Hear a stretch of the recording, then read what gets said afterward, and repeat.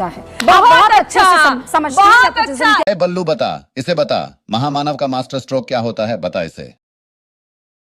Welcome दोस्तों, बात करेंगे इस वक्त सोशल मीडिया पे क्या वायरल है। कल से नवरात्रि शुरू हो चुका है, तो जाहिर सी बात है आपको हिंदू मुसलमान जमकर देखने को मिलेगा, सुनने को मिलेगा।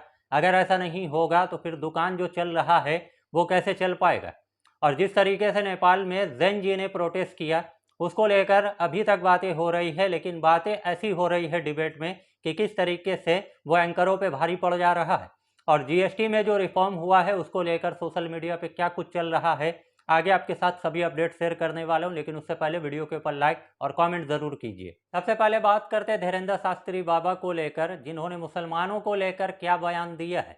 नवरात्रि जब भी आता है तो आपको एक चीज़ देखने को मिलता होगा कि किस तरीके से जो मुसलमानों के दुकान हैं उनको 9 दिन के लिए जबरन जाकर बंद करवाने का काम किया जाता है। और जहाँ पे गरबा होता है वहाँ मुसलमानों को लेकर आदेश पारित कर दिया जाता है कि मुसलमान गरबा में नहीं आ सकते हैं।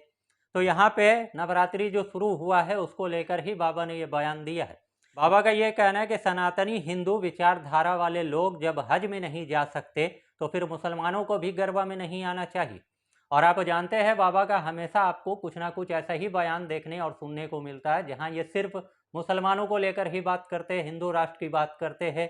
और जैसे ही नवरात्रि शुरू होता है बाबा का ये बयान सामने आता है। वहीं बाबा के इस बयान पे सोशल मीडिया यूज़र का क्या रिएक्शन है वो आपके स्क्रीन पर एक यूज़र ये बता रहे हैं कि गुरुजी, जब तक बीजेपी ने आपको हाईजैक नहीं किया था तब तक आपका इमेज ट्रांसपेरेंट था, यानी कि आप साफ साफ दिखाई दे रहे थे, आप साफ साफ दिखते थे। लेकिन अब आपका कुछ नहीं हो सकता। अब ना आप जोत पाएंगे और ना ही जल से मछली पकड़ पाएंगे। अब आपकी इज्जत जीरो हो चुकी है। एक यूज़र ने लिखा है ये बाबा का नहीं बल्कि एक पार्टी के प्रवक्ता का बयान ज़्यादा लगता है। और ऐसा लगता है कि बाबा इंतज़ार में रहते हैं कि कब मुसलमानों की बात हो और मुसलमानों के खिलाफ जहर उगलने का मौका मिले, जैसे कुछ नेता मुसलमानों के खिलाफ जहर उगलते हैं। वहीं रूबिका लियाकत का ये डिबेट काफ़ी वायरल है, जहां रूबिका लियाकत इस डिबेट में खुद ही फंस गई है। आप जानते हैं नेपाल में क्या हुआ। नेपाल के जेन जी ने किस तरीके से नेपाल को बदल के रख दिया, वहाँ की सरकार बदल के रख दी। तो उसी को लेकर यह डिबेट हो रहा था, जबकि हिंदुस्तान में कोई ही ऐसा इंसान होगा जो ये चाहेगा कि जो कुछ नेपाल में हुआ वही हिंदुस्तान में हो। तो उसको लेकर यह डिबेट हो रहा था। लेकिन यहाँ पे कंचना यादव ने जो सवाल उठाया, रूबिका लियाकत वहाँ पे ये बताने लगी कि किस तरीके से नेपाल में ये जो हंगामा मचा उसके पीछे की वजह क्या थी। उसके पीछे की वजह खुद रूबिका लियाकत बता रही है। करप्शन था, नेताओं का लग्जरी लाइफ था, नेताओं के बच्चे विदेशों में पढ़ते थे, अच्छी लाइफ जीते थे, और जो नेपाल के आम इंसान थे उनकी हालत भूखमरी पे आ चुकी थी। तो ये बात बोलकर खुद रूबिका लियाकत फंस जाती है। नेपाल में नेपो किड्स को लेकर एक बड़ा संग्राम मचा था। नेपाल में भ्रष्टाचार को लेकर एक बड़ा संग्राम मचा था।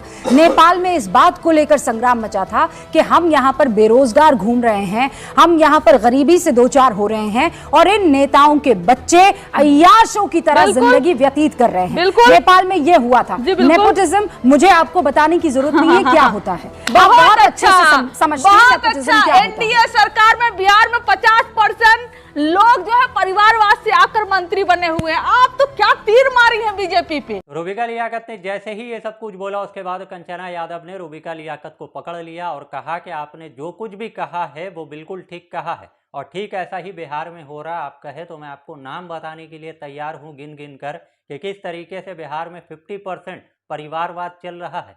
एक यूजर ने लिखा, कंचना ने रूबिका को भयंकर फंसा दिया। रूबिका करप्शन, नेपो किड्स और नेताओं के लग्जरी लाइफ पे बात कर रही थी और बात करके इसने अपने ही पैर पे कुल्हाड़ी मार लिया। उसके बाद कंचना यादव ने रूबिका लियाकत का बेल्ट ट्रीटमेंट किया है। वहीं आपको मालूम होगा आज से जीएसटी को रिफॉर्म किया गया है। जो 8 साल पहले जीएसटी लगाया गया था, लोगों के ऊपर जीएसटी थोपा गया था, जिसको कांग्रेस ने गब्बर सिंह टैक्स का नाम दिया था। और आज से जीएसटी को रिफॉर्म किया गया, यानी कि कुछ पैसे आपके जेब में बचने लगेंगे, जिसको लेकर मीडिया मास्टर स्ट्रोक बता रहा है। लेकिन कांग्रेस के जो प्रवक्ता है वो ये सवाल पूछ रहे हैं कि जब 8 साल पहले आपने लोगों के ऊपर गब्बर सिंह टैक्स थोपा था तब उसका ढिंडोरा क्यों नहीं पीटा जा रहा था। सुप्रिया सिरनेत ने इस वीडियो को पोस्ट करते हुए ये लिखा है, खुद ही इतना ज़्यादा जीएसटी लगाया, उसके बाद खुद ही जीएसटी कम किया और खुद ही अपना पेट थपथपा रहे हैं। आज से जीएसटी बचत उत्सव मनाया जा रहा है। तो 8 साल पहले जो जीएसटी लागू किया गया था उसका ठेकरा किस पे फोड़ा जा रहा है? दरअसल गोदी मीडिया में आपको यही दिखाया जा रहा है, यही बताया जा रहा है कि जीएसटी मोदी जी ने घटाकर मास्टर स्ट्रोक मारा है। लेकिन सोशल मीडिया के ऊपर और जो विपक्ष के नेता है, विपक्ष के प्रवक्ता है, वो यही सवाल उठा रहे कि 8 साल पहले जो जनता के ऊपर जीएसटी थोप कर जो जनता का जेब काटा गया था और जेब काट कर जीएसटी से जो 15 लाख करोड़ रुपए जमा किया गया उसका क्रेडिट कौन लेगा? और सिर्फ इतना ही नहीं, लोग ये भी बता रहे हैं कि 2 लाख करोड़ रुपए सालाना जनता को बचने वाला है। तो हमारे देश में टोटल पॉपुलेशन कितना है और एक आदमी को कितना पैसा बचने वाला है? साल का बताया जा रहा है 1388 रुपए बचेगा और महीना का बताया जा रहा है कि 115 रुपए बचने वाला है। बल्लू बता, इसे बता, महामानव का मास्टर स्ट्रोक क्या होता है, बता इसे। इसी के साथ आपको दिखाता हूँ इंस्टाग्राम पे क्या चल रहा है और रील बनाने को लेकर क्या क्या हो रहा है। आज से 2-3 महीने पहले की बात है कि किस तरीके से इन 2-3 लड़कियों को पुलिस ने गिरफ्तार किया था। आपको याद होगा कि किस तरीके से ये लोग इंस्टाग्राम के ऊपर गंदी गंदी गाली बकते थे, डबल मीनिंग वाली बात करते थे, जिसको लेकर सोशल मीडिया के ऊपर काफ़ी नाराज़गी थी, लोगों ने शिकायत किया था। तो उसके बाद पुलिस इन लोगों को गिरफ्तार करती है और उसके बाद इन लोगों को समझाया जाता है। लेकिन उसके बाद होता ये है कि वैसे वीडियो आना बंद हो जाते हैं। लेकिन अब सोशल मीडिया के ऊपर, इंस्टाग्राम के ऊपर इनका ऐसा वीडियो देखने को मिल रहा है जहां यूज़र इन सभी तस्वीर को पोस्ट करते हुए ये बता रहे हैं कि इन्होंने गाली बकना, डबल मीनिंग वाली बात करना तो बंद कर दिया है, लेकिन अब खेत के बीच में जो सड़क है वहाँ बच्चों के सामने नाचना शुरू कर दिया है। तो कम वक्त में ज़्यादा अपडेट आपको बताने की कोशिश करते हैं। आपको अच्छा लगता है तो वीडियो को लाइक शेयर कीजिए और चैनल पर अगर आप नए हैं तो चैनल को सब्सक्राइब कीजिए।